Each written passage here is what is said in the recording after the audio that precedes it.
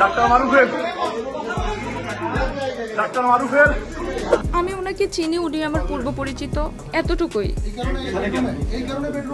Rangpur medical college হাসপাতালের কোয়ার্টারে অনৈতিক কাজে লিপ্ত থাকার অভিযোগে ডক্টরস অ্যাসোসিয়েশন অব বাংলাদেশের ড্যাব এক নেতাকে স্থানীয়রা আটক করে পুলিশকে দিয়েছে। তিনি ড্যাবের রংপুর বিভাগীয় সাংগঠনিক সম্পাদক। মঙ্গলবার ৫ আগস্ট বিকেল ৪:৩০টার দিকে হাসপাতালের চিকিৎসকদের কোয়ার্টার থেকে অপ্রীতিকর অবস্থায় এক নারীসহ রমেকের আইসিইউ ইউনিটের ইনচার্জ চিকিৎসক এবিএম মারুফুল হাসানকে আটক করা হয়।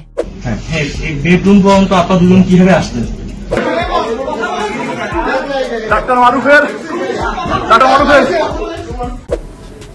অবশ্যই একজন মেয়ে শুধু শুধু মানে একজনের সাথে পূর্ব পরিচিত থাকলেই আসে না রুমে, এটা বুঝতে হবে। পুলিশ ও প্রত্যক্ষদর্শীদের বরাতে জানা যায়, হাসপাতালে কর্মরত চিকিৎসকদের ব্যবহৃত কোয়ার্টারে নারীর সঙ্গে অবস্থান করছিলেন ডক্টর মারুফ।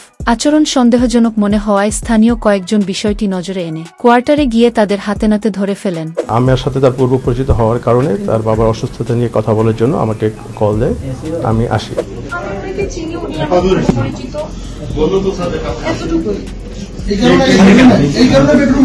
পরে তারা তাৎক্ষণিকভাবে পুলিশে খবর দেন।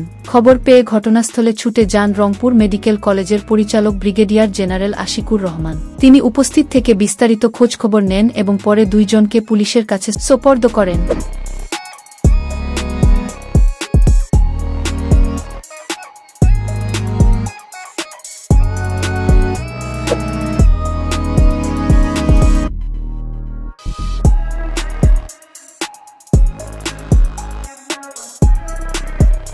রংপুর মেট্রোপলিটন পুলিশ বলেন, ঘটনার খবর পেয়ে পুলিশ দ্রুত ঘটনাস্থলে পৌঁছে দুজনকে আটক করে।